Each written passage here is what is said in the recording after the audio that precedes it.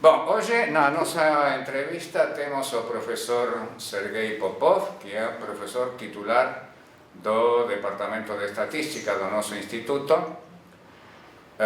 Sergei, você é o nosso entrevistado que vem de um lugar mais longínquo. Nessas condições, a gente tem a tentação de perguntar para você como surgiu sua vocação pela matemática, como você virou matemática, que professores ou que ambiente favoreceu sua inclinação, enfim, quais foram seus primeiros passos na matemática? Bom, então, os primeiros passos foram mais ou menos usuais.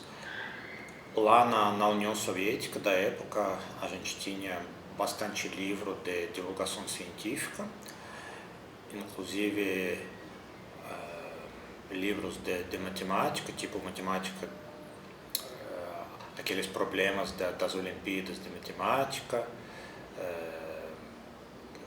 Havia participação nas Olimpíadas? Ah, sim, eu participava bastante nas Olimpíadas, lia bastante esses livros, tinha livros de Stein-Gauss, aquele do teorema de Stein-Gauss, Banach-Stein-Gauss, no análise funcional. Tá? Então ele escrevia os ótimos livros, os livros de Martin Gardner, com certeza. Então eu gostava de resolver problemas e tal, né? Se diz que às vezes a pessoa se torna um matemático quando passa a primeira noite sem dormir pensando num problema. Então, essa é uma boa definição. Aí eu virei matemático bem cedo, de acordo com essa definição. Então isso foi mais ou menos quando você fazia o colegial, digamos? Sim, quando eu estava na escola, assim, a partir de uns 11, 12 anos de idade, eu já estava bem viciado. Viciado. E aí você decidiu fazer graduação. Sua graduação foi em matemática ou em engenharia, alguma outra coisa? Eu fiz a graduação em matemática mesmo na Universidade de Moscou, Faculdade de Matemática e Mecânica. Então, lá o sistema é assim, todo mundo entra e faz a mesma coisa durante os 2 primeiros anos, faz aquele cálculo, álgebra linear, essas coisas básicas, né? E depois escolhe a especialização. Então, eu escolhi a teoria de probabilidade. Então, fiz graduação e também fiz doutorado lá depois. Como são organizados os cursos lá na Rússia? Ou seja, o tipo de organização da disciplina de graduação é similar a que temos aqui ou há alguma variação significativa? O tempo de quê? O tipo de organização dos cursos. Digo porque estou dizendo, apesar de a Argentina estar muito perto do Brasil, a Argentina é muito diferente do Brasil. Estou perguntando por um lugar que está muito longe. Bom, assim, o que eu posso dizer é que lá havia muito mais cobrança. Tá? No primeiro e segundo ano eu frequentemente tive que assim, ficar até meia-noite, 1 hora da madrugada fazendo o dever de casa. Então, por exemplo, na matéria de cálculo, essencialmente a gente cada dia resolvia assim, um monte de exercícios. Então, treinava e de fato era bem pesado. Então, assim, honestamente, aqui está muito mais light. Cada disciplina tinha um exame final obrigatório ou se faziam apenas exames parciais e você se eximia do final? O sistema era o seguinte, então, durante o semestre você fazia várias listas de exercício, né? Então às vezes você ia na lousa também. Então aqui uma das coisas que eu estranhei aqui é que os alunos nunca vão na lousa para resolver exercício. Eu até tento mudar isso de vez em quando nas minhas matérias, mas o pessoal resiste um pouco. Bom, mas lá, por exemplo, na matéria de álgebra, a gente chegava lá, aí o professor perguntava, tá, quem resolveu o primeiro exercício do dever de casa? Aí o pessoal levantava a mão, ele escolheu um aleatoriamente, esse cara ia lá explicar a solução. Tá? Ele anotava assim a pontuação de cada um. Então, no final do semestre, primeiro, tinha um tipo de exame preliminar, tipo aprovado, não aprovado, só como aquela... eu esqueci de contar um detalhe. O sistema era o seguinte, tinha aulas teóricas, como um professor... Aula magistral. Um professor titular, tipo assim, muito importante, um sujeito mundialmente famoso. Eu tive aulas com Vladimir Arnold, por exemplo. No primeiro curso ainda? No segundo ano, de equações diferenciais ordinárias.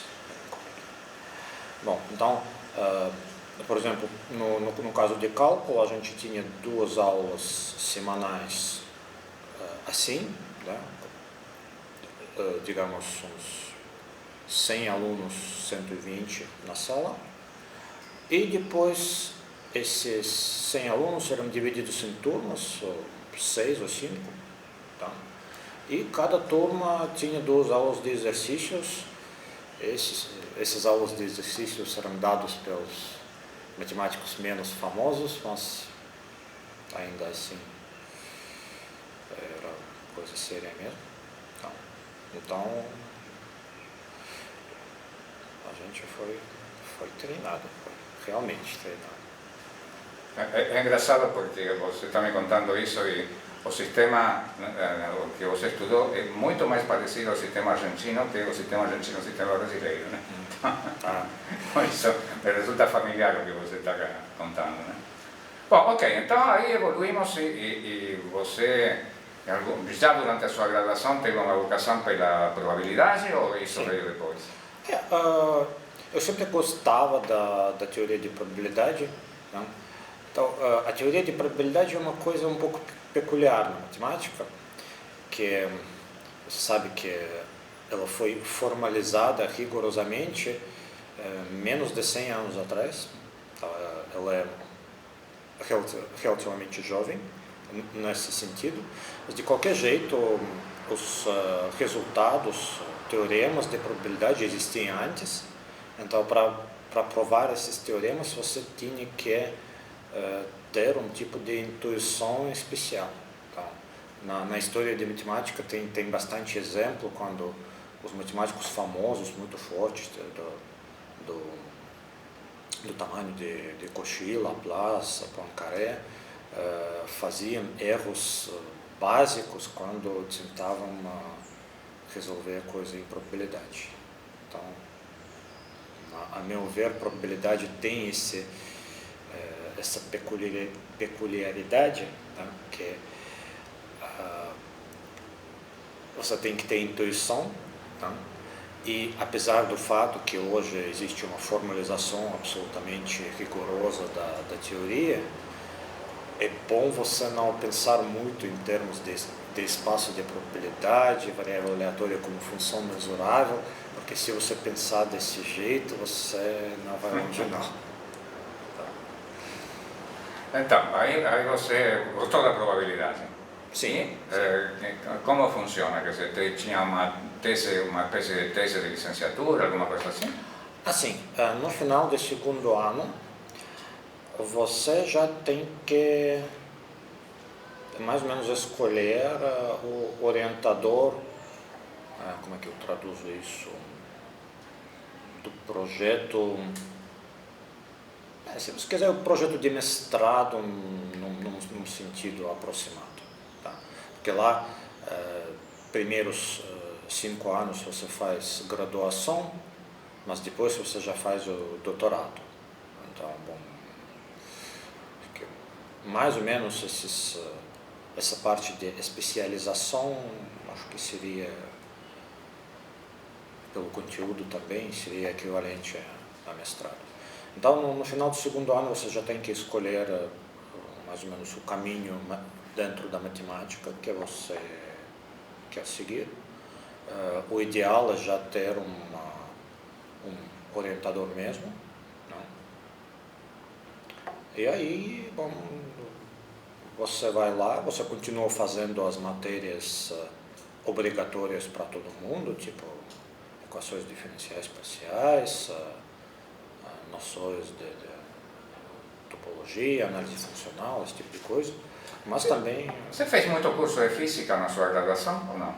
Eu fiz um curso de física geral, não entendi muita coisa quando fiz, tá? Mas de alguma maneira consegui passar. E computação?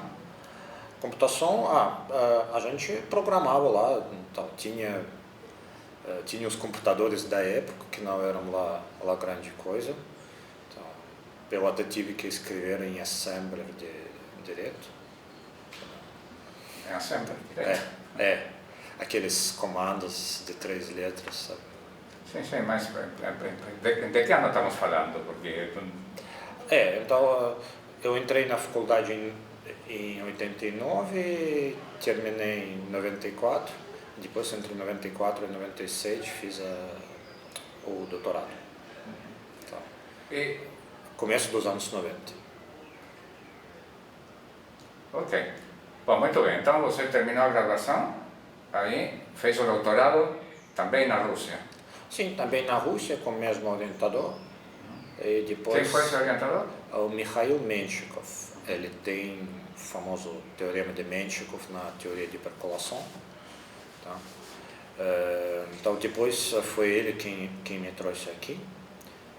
E que em 98 a situação ficou insustentável lá. Bom, era insustentável já por algum tempo. Só para você ter uma ideia, o salário de professor titular da Universidade de Moscou em meados dos anos 90 era por volta de $50 por mês, o que obviamente não dava para muita coisa. Assim, dava para se alimentar, mas não muito mais do que isso. Então, basicamente, eu tive o dilema naquela época, ou eu troco da profissão ou eu troco de país. Não dava para viver como matemático. Você chegou a ser professor lá na Rússia? Assim, quando você faz doutorado lá, você tem que cumprir uma carga didática pequena, razoável. Tipo, eu dava uma aula por semana no máximo. Que era se responsabilizando desses grupos pequenos. Sim. E não na matemática, mas nas faculdades tipo química, sociologia, Sim. tipo assim. Eram matérias de serviço, como a gente chama aqui. E então você estava me dizendo que o professor Menshikov trouxe você para o Brasil. Como que foi isso? Bom, ele foi acho que foi em algum congresso, ele falou com o professor Pablo Ferrari, acredito que você conhece, né? O Pablo estava na USP, em São Paulo, naquela época, e o Pablo disse, Mikhail, aqui a gente tem uns posições de 2 anos, que paga bastante bem, não tem carga didática, por que você não vem aqui? Aí ele disse, tá, interessante, e foi lá. E, bom, como eu queria ir para algum lugar, na verdade eu queria mais ir para a França, mas na França, naquele tempo não tinha nada assim disponível. Aqui tinha o FAPESP, é muito bom que ainda tem, né? Espero que vai ter. Aí eu pedi aquela bolsa de pós-doutorado, ganhei a bolsa. Pediu a bolsa de pós-doutorado e depois prestou concurso na USP mesmo. Isso, depois prestei concurso na USP mesmo. E foi professor na USP durante quanto tempo? Até 2009, entre 2001 e 2009. Então, lá você na USP, você participou do grupo de probabilidade e da pós-graduação em estatística.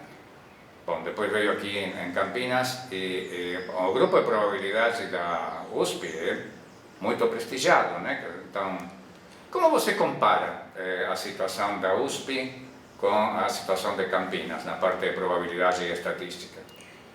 Bom, eu acho que agora não está muito diferente não, porque também o Pablo, infelizmente ou felizmente para a Universidade de Buenos Aires foi embora dali. Bom, eu fui embora também. É claro que tem bastante gente boa lá no momento, mas aqui tem também bastante gente boa.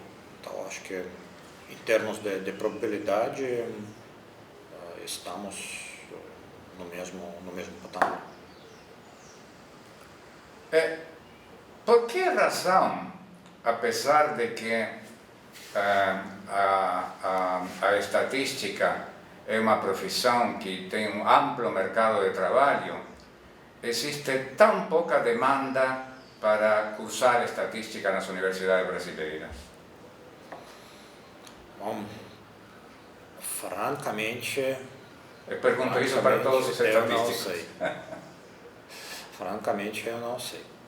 Talvez falta mais uma divulgação da carreira de estatística, e um outro fator é esse medo geral da matemática que o pessoal tem por aí. Mas você concorda comigo que tem um mercado de trabalho bastante garantido e grande, né? Sim, sim. Eu desconheço assim os casos dos nossos egressos que não conseguem achar trabalho. Normalmente os egressos da estatística que não ficam na academia, eles estão muito bem na vida. Tem um bom trabalho, ganham um bom salário. Então, realmente eu queria aproveitar essa oportunidade para dar um conselho para quem está considerando qual carreira escolher. A carreira de estatístico é uma boa. Como que está... Você tem muitos orientados de doutorado neste momento? Neste momento só tenho dois orientandos. Então, é fácil para você conseguir orientado de doutorado aqui? Já foi mais fácil? Um pouco mais difícil do que era lá na USP. Porque, bom, o programa da estatística da USP tem outro site da CAPES, que a gente não chegou lá por enquanto. Tá? Então, basicamente lá, quando o aluno entra lá, ele tem a bolsa garantida. E aqui a gente sempre está lutando para ter mais bolsa, então é muito mais fácil atrair aluno lá do que aqui. Em que você está orientando teses? Bom, agora eu estou orientando até que em uma matéria um pouquinho separada da probabilidade, que tem a ver com probabilidade, mas não é probabilidade teórica. Então, estou orientando mais nesse negócio de consenso distribuídos, os sistemas de criptopagamentos. Eu queria fazer essa pergunta para você. Como é essa história das criptomoedas e a validação disso? Bom, é algo que interessa muito as pessoas em geral. Então, isso é um negócio fascinante, mas é difícil explicar em poucos minutos. Tá? Então, é preciso basicamente uma aula para explicar como funciona o Bitcoin. E depois, bom, depois tem um monte de outra coisa, mas o básico é entender como funciona o Bitcoin. Tá? Então, bom, faz alguns anos eu meio que me interessei nisso na base de hobby, né? Mas, tipo, fui lá num fórum na internet conversar com o pessoal. Depois tem uma coisa que é o processo de criação de blocos, se você vê isso no tempo, é basicamente o processo de Poisson. De Poisson. Aí, como probabilista, eu conheço bastante coisa sobre o processo de Poisson, eu sei fazer cálculos com isso. Então eu fiz alguns cálculos, postei lá no fórum, e o pessoal falou, que coisa linda, não dá para entender nada, mas é muito lindo. Pois é. Então eu fiquei meio que nesse meio. Né? E isso dá tema para, pelo menos, uma tese de doutorado que você está estudando? Bom, para que você está orientando? Eu estou orientando 2 alunos, um na Unicamp no Instituto de Computação e outra na USP na Matemática Aplicada. Então, eu tenho orientações externas. Mas ainda não tem nenhuma tese pronta. Então, essa tese que você está orientando em computação é um tipo de trabalho que exige grande envolvimento computacional ou é um trabalho teórico como esse vestido usual?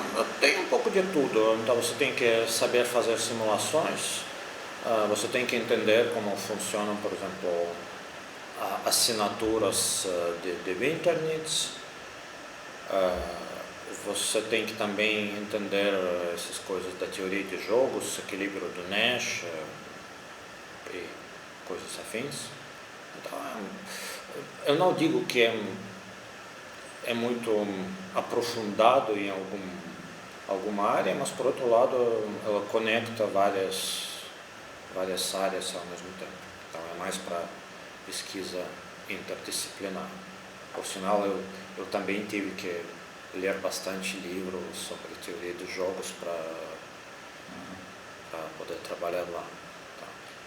E neste momento, sua pesquisa mais, para você, sua pesquisa mais emocionante, o que é?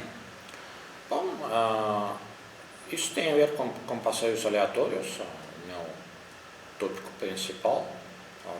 Estou escrevendo um livro sobre passeios aleatórios, então estou trabalhando num processo relacionado, que se chama entrelaçamentos aleatórios, mas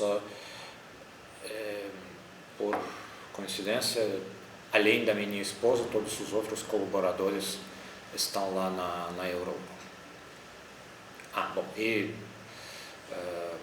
também tem um projeto relacionado que eu estou fazendo junto com o Christophe e o Diego, aqui do departamento. Mas, é assim.